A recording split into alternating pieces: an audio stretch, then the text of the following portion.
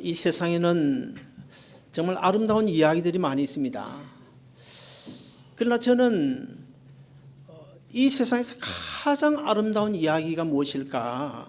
아무래도 누가복음 15장에 나오는 탕자 비유가 아닌가 그렇게 생각을 합니다.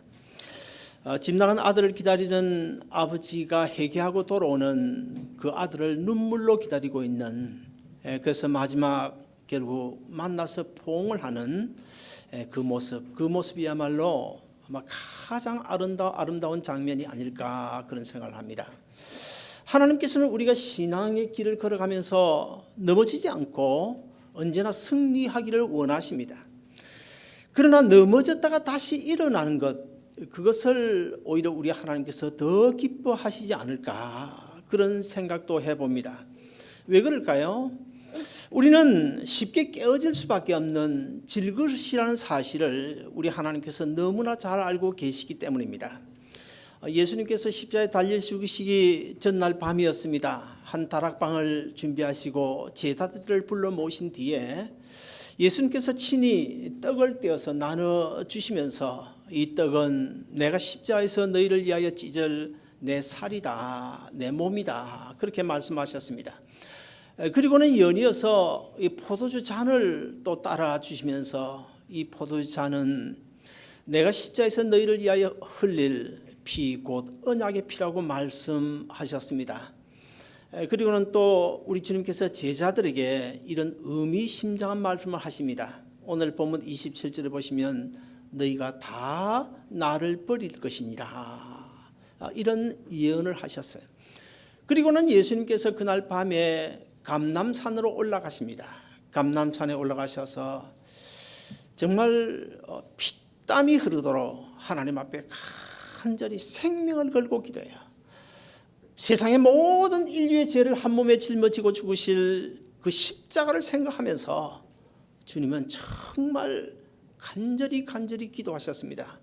그런 뒤에 결국 이제 체포가 되어져서 먼저 대제사장이었던 가야바의 집에 끌려와 가지고 신문을 당하게 되는데, 그때 베드로가 오늘 본문에 보면 멀찌감치 예수님께서 체포되어져서 붙잡혀가는 것을 보면서 저 멀리서 따라오고 있었습니다.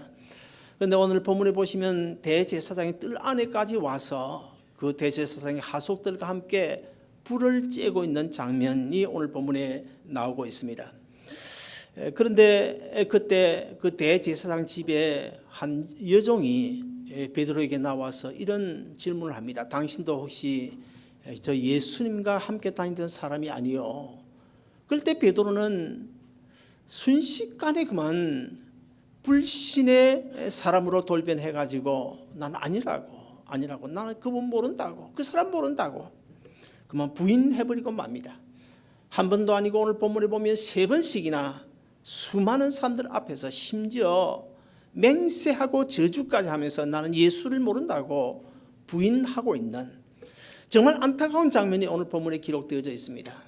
저는 이 말씀을 중심으로 넘어졌다가 일어선 베드로 이런 제목으로 말씀을 드리고자 하는데, 사랑하는 여러분, 오늘 이 시간에 우리의 영의 눈과 귀가 하늘을 향하여 고정되어지고 성령님이 이 시간 우리의 마음속에 찾아오셔서 여러분의 심령을 터치하심으로 오늘도 은혜 충만한 시간 되시기를 주의 이름으로 축원드립니다. 첫째, 베드로가 신앙의 길에서 넘어졌던 이유가 무엇일까요? 여러분, 베드로가 누굽니까? 언제나 주님의 일이라고 하면 앞장섰던 사람 아닙니까? 그리고 마태복음 16장에 보시면 주는 그리스도시요 살아계신 하나님의 아들이라고 아무나 고백할 수 없는 그런 위대한 고백을 한 사람이 바로 베드로 아닙니까? 그때 예수님께서 뭐라고 칭찬하셨습니까? 바요나 시므나, 이런 고백을 어떻게 내가 할 수 있냐? 이런 고백은 하늘의 아버지께서 주시는 감동으로만이 할 수 있는 고백이다. 그러시면서 예수님께서 이런 축복을 약속하십니다. 내 신앙 고백 위에 내 교회를 세우겠다. 그리고 내가 이 땅에서 무엇이든지 매면 하늘에서도 매일 것이요 내가 이 땅에서 무엇이든지 풀면 하늘에서도 풀리리라. 그러면서 천국 열쇠를 내게 준다. 이런 놀라운 복을 받은 사람이 바로 베드로 아닙니까? 그런 베드로, 그런 베드로가 오늘 본문에 보면 여지없이 신앙의 길에서 그냥 넘어지고 마는 그런 안타까운 모습을 우리에게 보여주고 있습니다. 자, 그렇다고 한다면 이 베드로가 왜 넘어졌을까요? 두 가지 오늘 본문에 보면 이유가 나옵니다. 첫째 하나는 지나친 비교 의식과 우월감에 빠져 있었기 때문에 신앙의 길에서 일시 넘어질 수밖에 없었습니다. 오늘 본문 27절에 보시면 예수님께서 제자들을 향해 이렇게 말씀하십니다. 너희가 다 나를 버리리라. 그런 예수님의 말씀을 들은 이 베드로가 뭐라고 반문을 합니까? 선생님, 다 버릴지라도 나는 절대로 버리지 않겠습니다. 그냥 제가 주님을 버리다니요. 주님, 그런 말씀 하지 마세요. 저는 주님을 버리지 않겠습니다. 그렇게 대답하면 될 텐데 오늘 본문을 자세히 보면 다 주를 버려도, 다 주님을 버려도 나는 주님을 버리지 않겠습니다. 다 주를 버려도 무슨 뜻일까요? 옆에 있는 저 요한이 주님을 버린다고 하더라도, 옆에 있는 저 야고보가 주님을 버린다 하더라도 나는 절대로 주님을 버리지 않겠습니다. 그뿐만이 아닙니다. 요한복음 21장에 보시면 십자가에 죽으시고 부활하신 예수님께서 제자들을 찾아오셨습니다. 특별히 베드로에게 이렇게 말씀하십니다. 네가 나를 사랑하느냐? 그때 베드로가 뭐라고 대답했습니까? 주여, 내가 주님 사랑하죠. 내가 주님 사랑하는 줄 주님이 이미 알고 계시지 않습니까? 이렇게 대답을 해요. 그때 우리 주님께서 베드로에게 또 이렇게 말씀하십니다. 그러면 내 양들을 돌보아 다오. 이런 부탁을 한 뒤에 또 다시 의미심장한 말씀을 하시는데 뭐라고 말씀하시는가 하면 예수님께서 베드로에게 내가 앞으로 두 팔을 벌리고 영광스러운 순교를 하게 될 것이다. 이런 예언을 하십니다. 그러면 그때 베드로가 주님의 그런 말씀에 선생님 제가 끝까지 최선을 다하겠습니다. 이렇게 대답하면 될 텐데 또 다시 어떤 이유를 겁니다. 어떤 이유를 걸었습니까? 선생님, 그럼 저 옆에 있는 저 요한은 앞으로 어떻게 되나요? 이렇게 요한을 또 물고 늘어지는 거예요. 베드로는 이렇게 늘 비교의식과 우월감에 빠져 살았던 사람입니다. 우리가 간혹 주위에서 이 중병에 걸린 사람들이 있잖아요. 죽을 병에 걸린 사람들 저는 많이 보게 되는데 그런 사람들 거의 대부분 보면 첫 마디가 Why me? 왜 하필 나냐는 것입니다. 저 옆에 김 지사, 박 지사 다 멀쩡한데 왜 내가 이런 중병에 걸려야 되느냐. 이것이 바로 중병에 걸릴 때 1단계 반드시 이런 가정을 다 겪게 됩니다. 아무리 나는 그러지 않는다고 하더라도 아무리 신앙 좋은 사람들도 반드시 그 1단계 가정을 겪게 되는 거예요. 그리고 비즈니스에 어려움을 당할 때도 저 아무개 집사님 또 저 아무개 권사님 가게는 잘도 되고 있는데 왜 우리 가게만 안 되느냐고 하나님을 원망할 때가 있습니다. 그리고 자녀 문제도 Why me? 왜 저 아무개 권사님 자식들은 너무도 잘 풀려나가는데 왜 우리 새끼들은 이 모양이냐고 그러면서 하나님을 원망할 때가 있죠. 이렇게 우월감 또는 열등감에 젖어 사는 사람들이 우리 주위에 많이 있습니다. 이 우월감, 열등감이라고 하는 것은 결코 다른 것으로 떼내놓고 이야기할 수가 없어요. 어쩌면 동전의 양면과도 같은 것이라고 볼 수 있습니다. 자, 우월감을 가시하는 이유가 무엇일까요? 왜 우월감을 가시하는 것입니까? 그것은 어떤 면에서는 자기의 열등감을 커버하기 위해서 우월감을 가시를 하는 것입니다. 예를 들어서 분명히 돈이 없는 사람에도 불구하고 돈이 있는 것처럼 하는 사람이 있잖아요. 돈이 있는 것처럼. 왜 그러는 것입니까? 그 자기 열등감을 감추기 위해서, 열등감을 커버하기 위해서 돈이 있는 것처럼 가시를 하잖아요. 다 주님을 버려도 나는 절대로 주님을 버리지 않겠습니다. 그냥 끝까지 주님을 따르고 버리지 않으면 되는데, 주님 배신하지 않으면 되는데, 다 버려도, 옆에 있는 저 요한이 주님을 버려도, 저 안드레가 주님을 버려도, 저 야고보가 주님을 버려도 나는 주님을 버리지 않겠습니다. 왜 물고 들어가는 것입니까? 자, 여기서 이 강하게 부인한다는 것은 주님을 버릴 수 있는 가능성이 그 안에 있다는 것을 의미하는 거예요. 우월감에 사로잡히면 어떻게 되는지 아십니까? 우월감에 사로잡히면 오늘 이 베드로처럼 넘어질 수가 있습니다. 반면에 우월감이 아니고 이 열등감에 사로잡히게 되면 어떻게 되는지 아십니까? 가룟 유다처럼 큰일 저지를 수가 있어요. 그 다음에 두 번째로 오늘 본문에 보면 베드로가 넘어졌던 이유, 소극적인 자세 때문이 아니었을까 그렇게 생각이 되어집니다.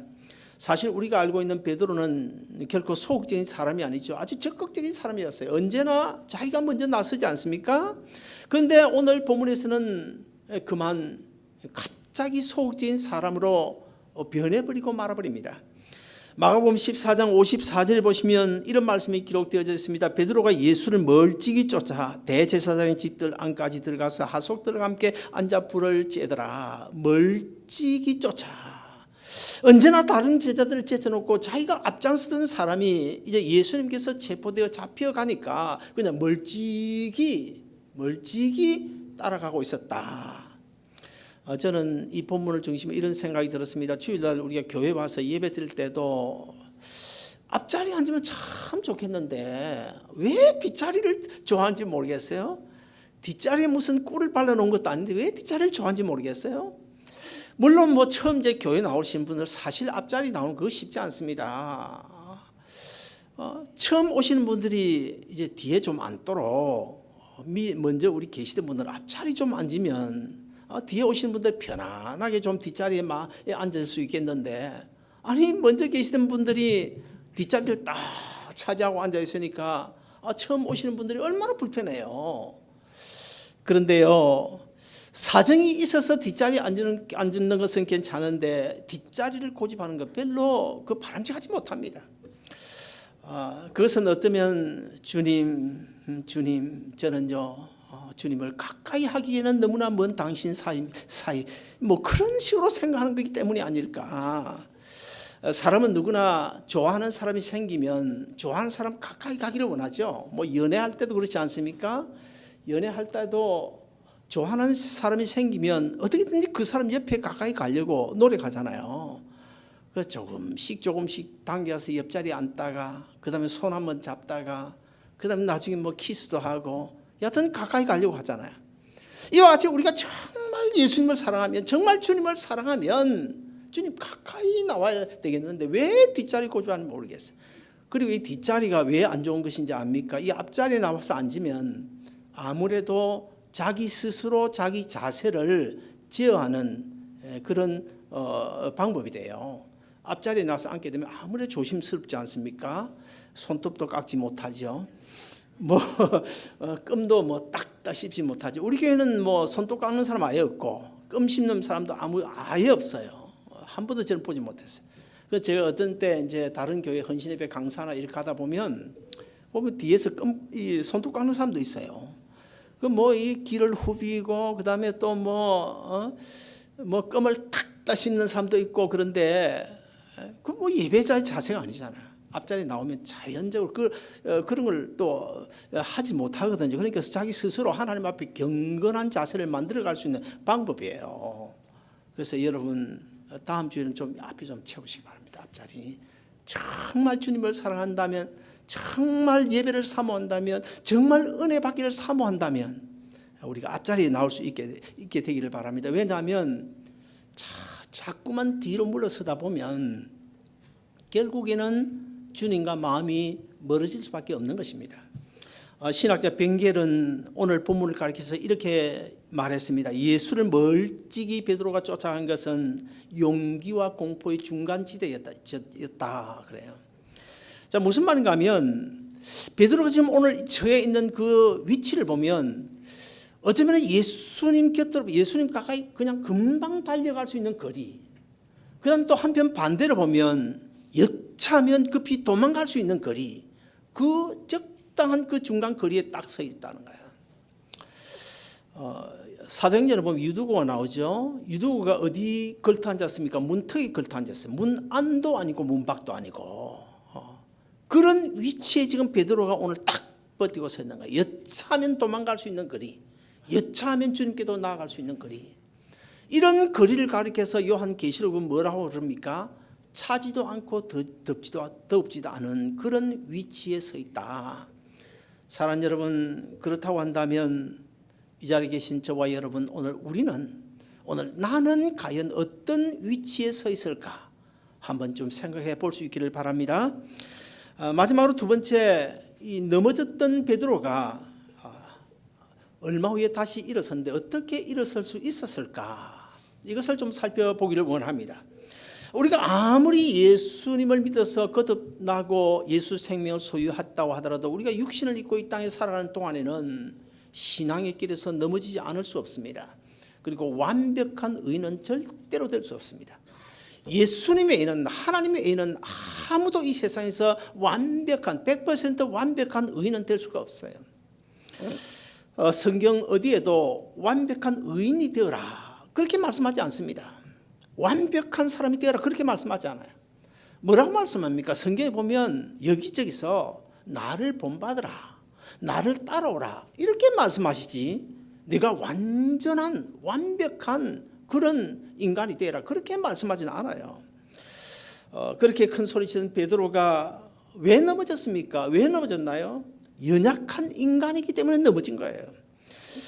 그러므로 사실 여러분도 넘어질 수 있습니다. 신앙생활 하다가 잠깐 넘어질 수 있어요. 목사님 저도 넘어질 수가 있습니다.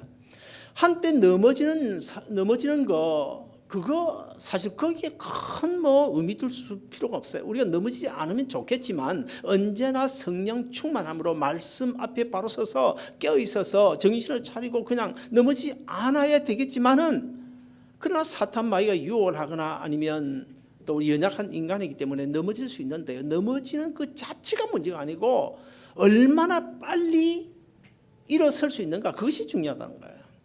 우리가 세상에 살다 보면 죄 지을 수 있어요. 그러나 죄 짓는 것이 문제가 아니고 죄를 짓더라도 얼마나 빨리 회개하고 돌아서는가, 주님 앞으로 돌아서는가, 그것이 중요하다는 거예요. 가룟 유다가 예수님을 배신을 했는데, 가룟 유다가 예수님을 배신할 때 예수님을 가리켜서 랍비어 그랬어요. 랍비란 말은 선생이란 말인데 선생님 그랬어요. 근데 오늘 본문에서 베드로는 뭐라고 부릅니까? 예수님을 그 사람 그래요. 그 사람. 나 그 사람 모른다고. 베드로가 이 정도까지 추락을 했습니다. 그런데 오늘 본문의 베드로는 예수님을 그냥 단순히 난 모른다고 부인한 것이 아니라 맹세까지 했어요. 저주까지 했어요. 그러면서 예수님을 부인했다. 얼마나 큰 죄를 지었습니까? 사실 가룟 유다가 지은 죄나 베드로가 지은 죄나 거기입니다. 그런데 문제는 베드로는 일어섰고 가룟 유다는 그냥 추락해서 영원히 지옥을 가고 말았는데, 왜 그 차이가 무엇일까요? 그 차이는, 가장 기본적인 차이는 베드로 안에는 예수 생명이 있었다는 것입니다. 그러나 가룟 유다 안에는 예수 생명이 없었어요.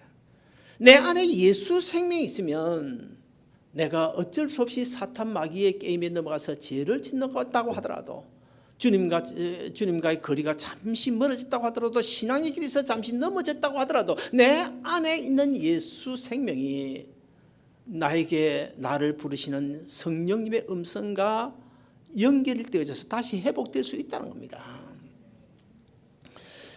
그런데 오늘 본문에 보시면 이 베드로가 정말 끝까지 추락했음에도 불구하고 베드로 안에 있던 예수 생명이 있기 때문에 그 생명으로 인해서 다시 일어설 수 있었는데, 예수님은 베드로의 죄를 묻지 않았습니다.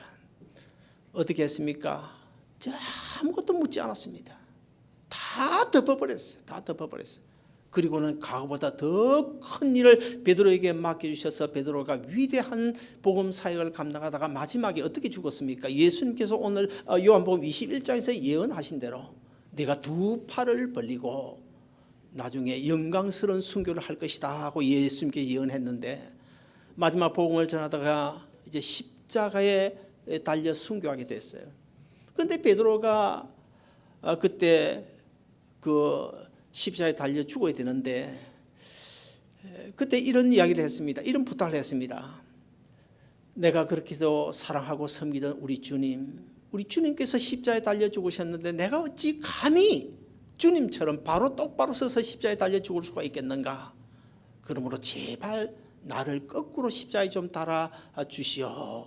그래서 결국 베드로는 거꾸로 십자가에 달려 죽었는데 바로 예수님께서 예언하신 그대로 이루어졌습니다. 물론 베드로가 이렇게 일어서게 된 것은 전적인 하나님의 은혜였음을 아무도 부인할 수 없습니다. 그러나 오늘 본문을 자세히 살펴보면 한 두 가지 베드로가 일어서게 된 동기가 있는데, 첫째는 주님께서 하신 말씀이 생각이 나서 그는 일어설 수가 있었습니다.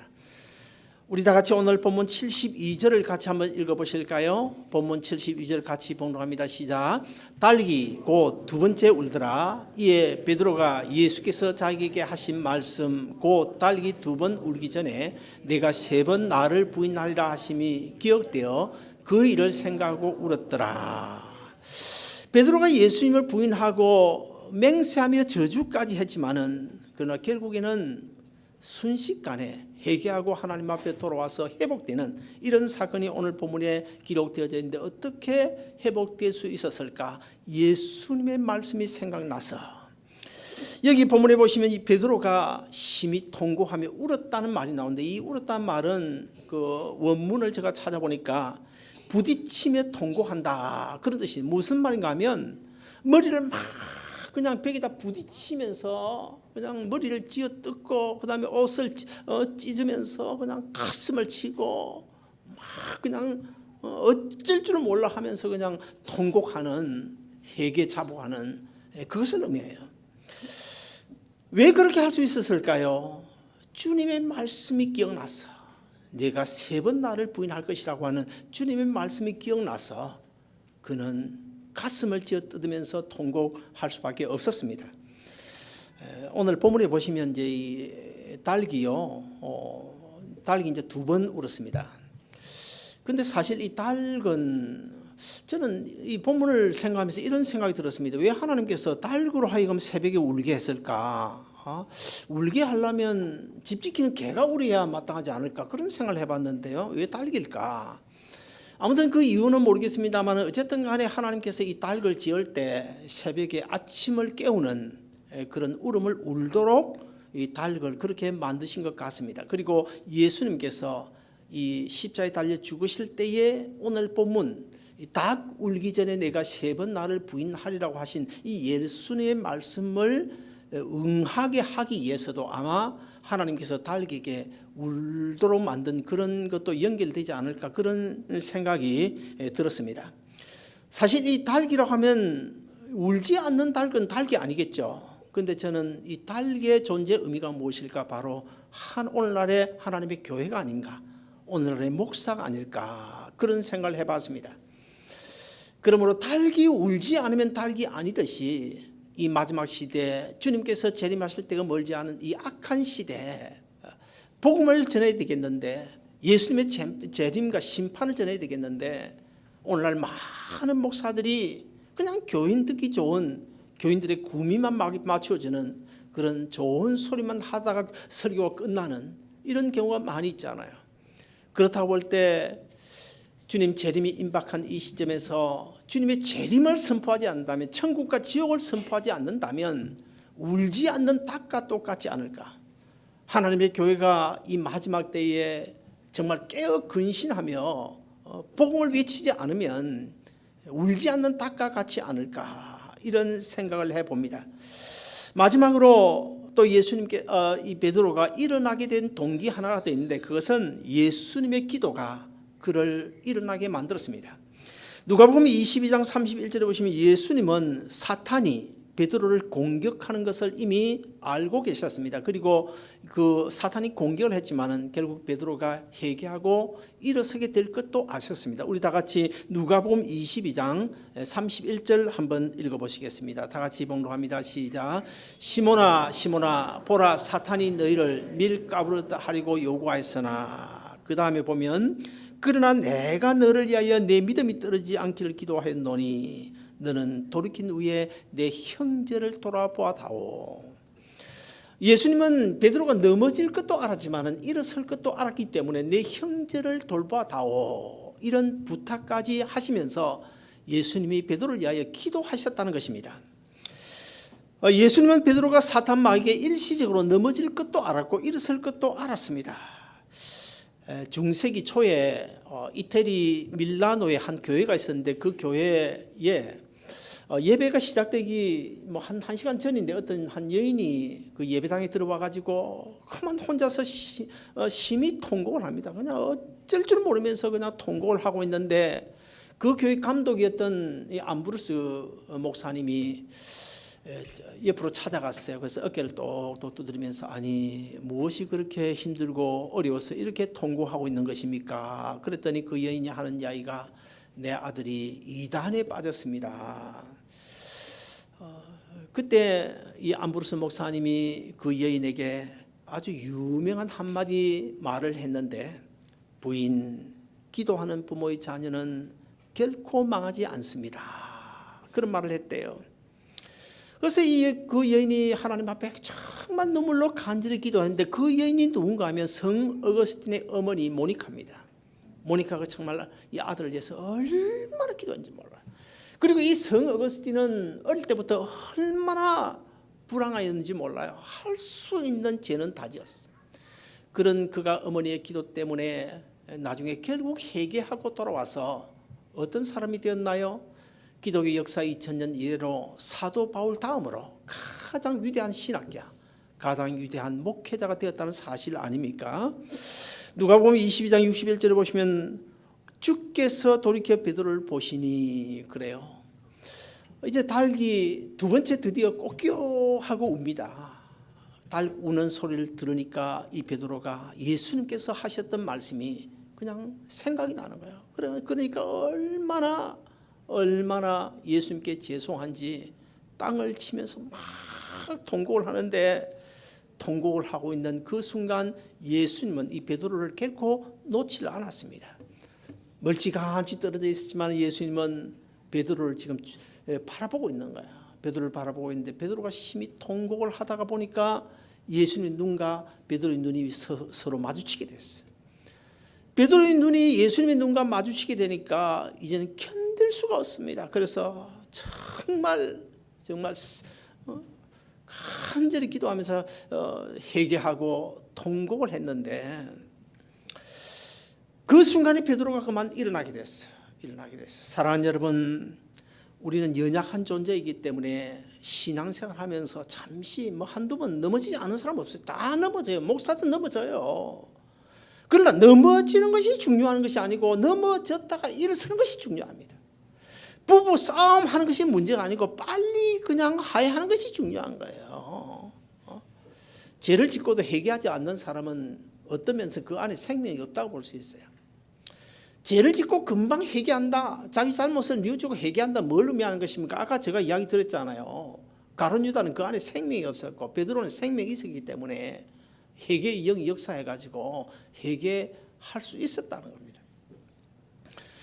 사랑하는 여러분, 그러므로 우리가 인생길을 살아가는 동안에 넘어지지 않으면 좋겠지만 어쩔 수 없이 넘어지는 경우라도 하더라도 넘어지는 것이 문제가 아니라 죄 짓는 것이 문제가 아니라 어서속히 일어서서 회개하고 주님 앞에 돌아오는 것이 중요하다는 사실을 꼭 기억하고 이제 우리 모두 비록 넘어진다고 하더라도 베드로처럼 벌떡 일어나서 그때마다 벌떡 일어나서 주님께서 마지막 때에 베드로에게 주셨던 사명처럼 우리에게 주신 사명이 있는데 그 사명 잘 감당해서 천국 확장에 귀하게 쓰임받는 여러분 모두 되시기를 주님의 이름으로 축원드립니다.